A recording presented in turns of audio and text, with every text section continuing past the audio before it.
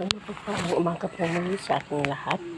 At narito po ako sa inyong harapan upang patuloy na tayo po muli magpasalamat sa Panginoon sa umagang ito, sa kanyang kabutihan at pag-ibig at sa kadakilaang kaligtasang ating naranasan at nasumpungan sa ating Panginoon.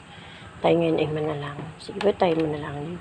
Ama naming Diyos na makapangyarihan sa lahat, kami po ay nagpupuri at nagpapasalamat sa iyo sa umagang ito na patuloy na ikaw, Lord, ang siyang nagparanas at nagbigay sa amin yung tunay na kaligtasan, tunay na proteksyon na muli naming naranasan sa umagang ito ay ang biyaya at pagpala na ang buhay namin nagkakaroon na ingatan niligtas sa buong magdamag.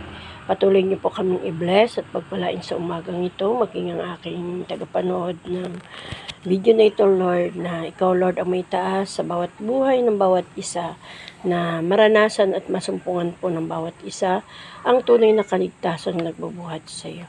I pray na kumilos ka po at magbigay daan tunay na kaligtasan. Maranasan, masumpungan ang iyong kadakilaan ng iyong pag-ibig na siyang nagbigay sa amin ng iba yung tagumpay sa aming mga buhay, na patuloy na kami iyong katagpuin sa aming pagtatrabaho, sa aming pag-alis sa tahanang ito, at ang bawat pagtatrabaho ay patuloy pong ingatan at proteksyonan, maging ang bawat pamilya sa bawat kanya-kanyang tahanan. I pray na kumilos ka po at patuloy na ang proteksyon ay maranasan ng bawat isa. Ikaw, Lord, ang magtalaga ng tunay na pananalig at pananampalataya at pagganapin mo po ang tunay na maalab na relasyon tungo sa iyo. Huwag na pong pababayaan ng bawat isa. At ang sino mang may karamdaman, bigyan pong kagalingan. At ang sino mang mga nasa hospital, Lord, bigyan niyo po ng kagalingan, lalong higit ang aking biyanan, na sila po ay yung palakasin, pagalingin sa anumang karamdaman. Ikaw ang magbigay ng tunay na knowledge and power and wisdom sa bawat isa. At patuloy na kalingain niyo po ang bawat isa at katagpuin na maranasan at masumpungan nila ang tunay na alab ng relasyon, na patuloy na magkaroon ng komunikasyon tungo sa iyo.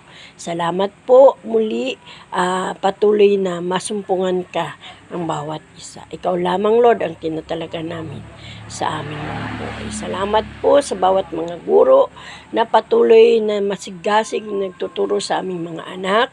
Nawa sila po iyong i-bless at pagpalain, na sila po iyong katagpuin, na maging honest po sila sa kanilang pagbibigay ng mga grade at sa mga bata, Lord, na nakasumpong ng tagumpay na pagpapala na naranasan nila, na sila'y naging successful po sa kanilang mga pag-aaral. I pray na patuloy mo silang i-bless at patuloy silang magbalik ng pasasalamat sa iyo. Sa lahat ng mga nagtapos, Lord, ikaw, Lord, ang magbigay ng tunay na malayang tagumpay na kanila pong nasumpungan.